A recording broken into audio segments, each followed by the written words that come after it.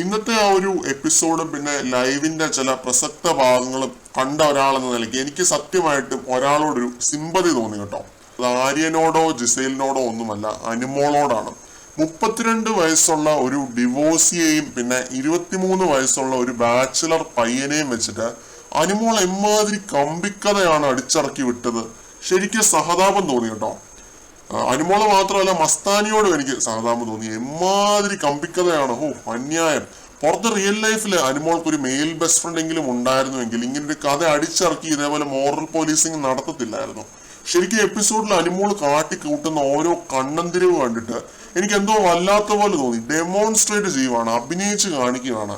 എന്താണ് ആര്യനും ജിസയിലും കിസ് ചെയ്യുന്നത് ഡെമോൺസ്ട്രേറ്റ് ചെയ്ത് കാണിക്കുകയാണ്. അതിനെയൊക്കെ എന്താവശ്യമായിരുന്നു ഉള്ളതെന്നാണ് എനിക്ക് മനസ്സിലാവാത്തത്. ഇങ്ങനെ ഉറപ്പില്ലാത്തൊരു കേസ് തെളിയിക്കാനായിട്ട് അവിടെ മോറൽ ഡീഫമേഷൻ ആണ് അനുമോള കാണിച്ചത്. അതും ഒരു കാര്യം ഓർത്തോണേ, പുതപ്പ് എടുത്തോണ്ട് വാ എന്ന് പറഞ്ഞ വാടെ ബെഡ്റൂമിൽ പോയി പുതപ്പും പില്ലോയും എടുത്തോണ്ട് വന്ന ആദിലയുടെ ഒരു മൈൻഡ്, അതാണ് എനിക്ക് മനസ്സിലാവുന്നത്. ഇത്രയും ചീപ്പായിരുന്നു ആർട്ടിസ്റ്റ് ബേബി.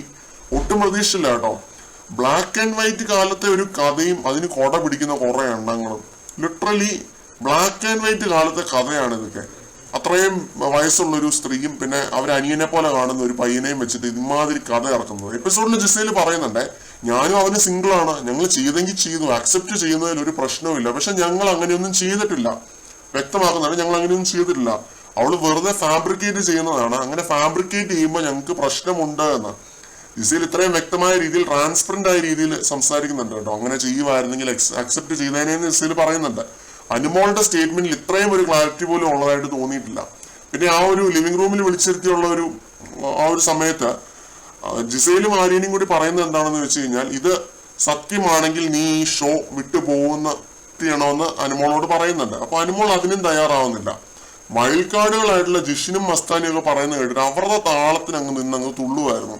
അനുമോളെ വട്ടാക്കുന്നതിന്റെ ഭാഗമായിട്ട് ജിസയിലും ആര്യനും ഇത്രയും അഭിനയിച്ചു എന്നൊരു കാര്യവും ജിസയിൽ അക്സെപ്റ്റ് ചെയ്യുന്നുണ്ട്. ഇങ്ങനെ ബ്ലാങ്കറ്റ് വെച്ചിട്ട് അങ്ങനെ ഒരു പരിപാടി കാണിച്ചു എന്ന് പറയുന്നുണ്ട്. അത് വെറും ഒരു അഭിനയം എന്നതിനപ്പുറത്തേക്ക് കാര്യമായിട്ടൊന്നും ഇല്ലായിരുന്നു എന്നും ജിസയിൽ വ്യക്തമാക്കുന്നുണ്ട്.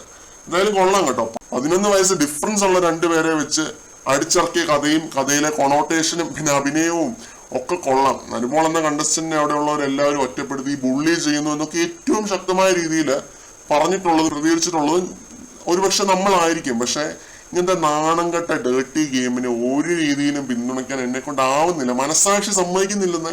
അനുമോള് പറഞ്ഞതിൽ ശരിയും തെറ്റും പിന്നെ എന്താണ് ഫാക്റ്റും കള്ളവും ഇതെല്ലാം എടുത്തു വെച്ച് കൂട്ടിയും കഴിച്ചും പരിശോധിച്ചാലും ഏറ്റവും ഗ്രൗണ്ട് ലെവലിൽ ഇതിനൊക്കെ പറയുന്നത് പച്ച മലയാളത്തിൽ സദാചാര ഗുണ്ടായസം എന്ന് തന്നെയാണ്.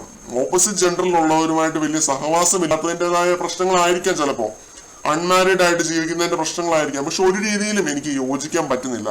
ജിസയിലും ആര്യനും അവരുടെ ബെഡിൽ ഇരുന്ന് കഥ പറയുകയോ കെട്ടിപ്പിടിക്കുകയോ കിസ് ചെയ്യുകയോ മസാജ് ചെയ്യുകയോ ചെയ്യട്ടെ, അവരവിടെ ബെഡ് ഷെയർ ചെയ്യുന്നത് തന്നെ എനിക്ക് തോന്നുന്നു അനുമോൾ കുത്തിക്കഴപ്പുള്ള കേസാണെന്നാണ് തോന്നുന്നത്. അതിൽ ലൈംഗികമായ അല്ലെങ്കിൽ വൃത്തികെട്ട ഒരു ഫീലിംഗ് കാണും എനിക്ക് തോന്നാത്തിടത്തോളം കാലം അതിലൊന്നും ഒരു തെറ്റ് ഞാൻ കാണുന്നില്ല. ജിസയിൽ പറയുന്ന പോലെ സിംഗിൾ ആയിട്ടുള്ള 2 പേരാണ്, തുറന്നടിച്ച് കാര്യങ്ങൾ പറയാൻ ഒരു മടിയും ഇല്ലാത്തവരാണ്. പക്ഷെ കള്ളക്കഥ വിളിച്ചു പറഞ്ഞാൽ വെച്ച് പൊറിപ്പിക്കാനായിട്ട് പറ്റില്ല. അതാണ് ജിസയിൽ പറഞ്ഞതിന്റെ സാരം. നമ്മുടെ സംവരണം പറഞ്ഞ പോലെ ഒരുപക്ഷെ ബിഗ് ബോസ് ചരിത്രത്തിലെ ഏറ്റവും നാണം കെട്ട ഒരു ഗെയിം സ്ട്രാറ്റജിയും എപ്പിസോഡും ആയിരിക്കും ഇന്നത്തേത്. അപ്പൊ അനുമോൾ ഇങ്ങനെ ഇന്നത്തെ കാലത്തേക്ക് വണ്ടി കിട്ടാത്ത ഒരു വ്യക്തിയാണോ അതോ കഴിഞ്ഞ ദിവസം പറഞ്ഞ പോലെ TRPക്ക് വേണ്ടി ചെയ്തു കൂട്ടുന്നതാണോ എന്നറിയില്ല. ഇതിൽ എന്ത് തന്നെയായാലും കളിച്ചത് ഒരു അവിവാഹിതനായ ഒരു ചെറുപ്പക്കാരന്റെയും ഒരു സ്ത്രീയുടെയും ലൈഫ് വെച്ചിട്ടാണ്. അവിവാഹിതനായ ചെറുപ്പക്കാരൻ ക്യാമറയിൽ നോക്കി കരഞ്ഞപ്പോഴും ആ ഒരു സ്ത്രീ കരഞ്ഞിട്ടില്ല കേട്ടോ. അത് ഞാൻ പ്രത്യേകം ശ്രദ്ധിച്ചു. അത്രയും മെന്റലി സ്ട്രോങ് ആയിട്ടുള്ള ഒരാളാണ് ജിസേൽ തക്കറാൽ. മലയാളം അനുമോളുടെ അത്രയൊക്കെ അറിയാമായിരുന്നു എന്നുണ്ടെങ്കിൽ പിടിച്ചാൽ കിട്ടത്തില്ലായിരുന്നു എന്നാണ് തോന്നുന്നത്. കാരണം ജിസേലിന് അവിടെ നല്ല രീതിയിൽ പൊട്ടിത്തെറിക്കാനുള്ള ഒരു സ്കോപ്പ് ഉണ്ടായിരുന്നു.